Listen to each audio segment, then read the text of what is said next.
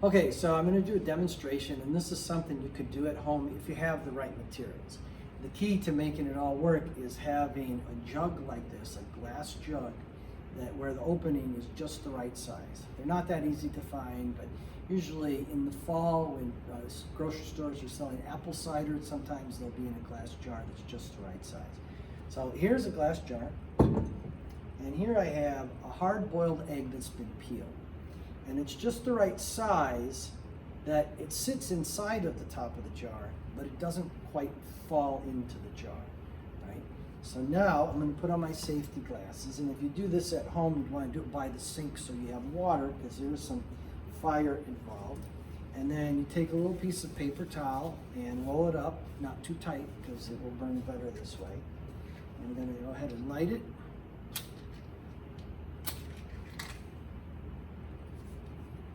Burn. Come on, baby, light my fire. Gonna set the night on fire. All right, so what happened there? Well, I know you're thinking, well, the egg went in the jar, but I mean before that. I put in the lit piece of paper and it was burning. You saw the egg was jumping up and down. That's because hot air is less dense than cold air. So the hot air rising was pushing that egg up, but eventually it stopped. Why did it stop?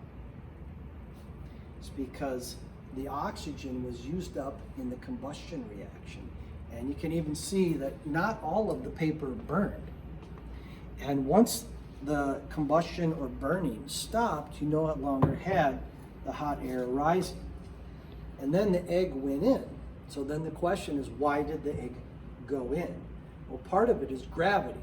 But we know that starting, gravity isn't enough because the egg is a little bit too big.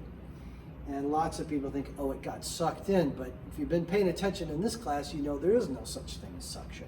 There's only pushes and pulls. So what happened is the air in the room pushed it in because the air pressure in the room was greater than the air pressure in here because some of the air had left when the hot air was rising.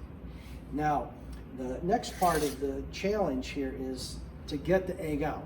And the rules are I want to get it out without breaking the jar because I want to use it. And I don't want to break the egg because I could just hit it real hard into pieces. So when I ask students, what can you do?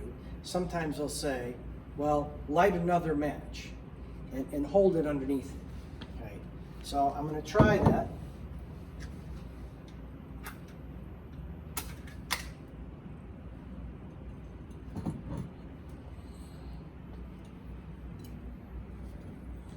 Okay. And it doesn't work. It's not a bad thought because that's kind of how we got it in there. But the reason it doesn't work is this is an open system. So the pressure can't decrease or increase because it's not sealed. So some people say, well, throw the burned paper in. That doesn't work because we used up the oxygen. And so there is a way, and I have everything I need right here.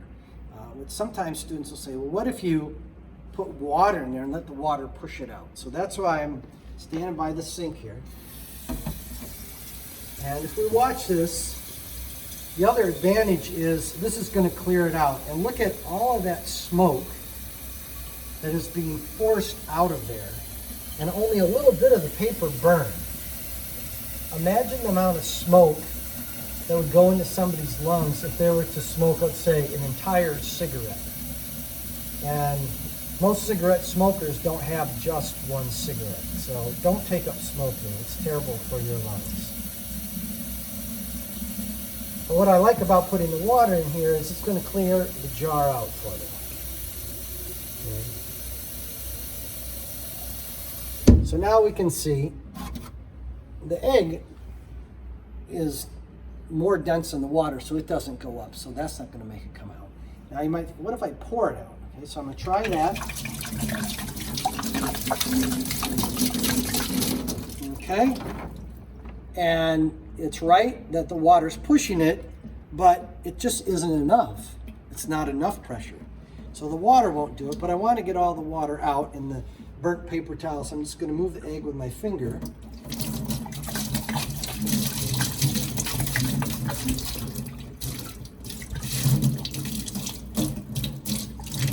Get that burnt paper towel out.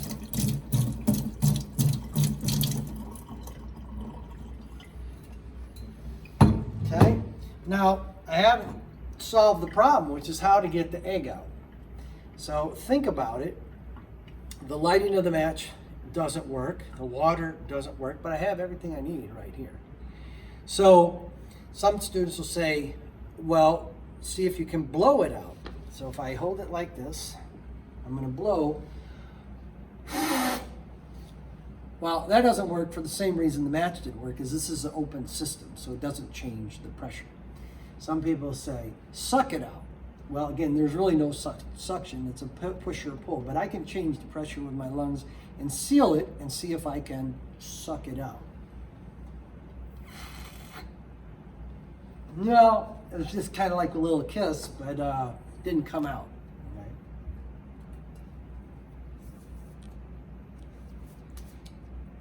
All right, so if sucking it didn't work, or decreasing the pressure, maybe I increase the pressure and blow, but this time I'm going to make a seal. Instead of being in an open system, it'll be a closed system, increase the pressure, and we'll see what happens. There you go.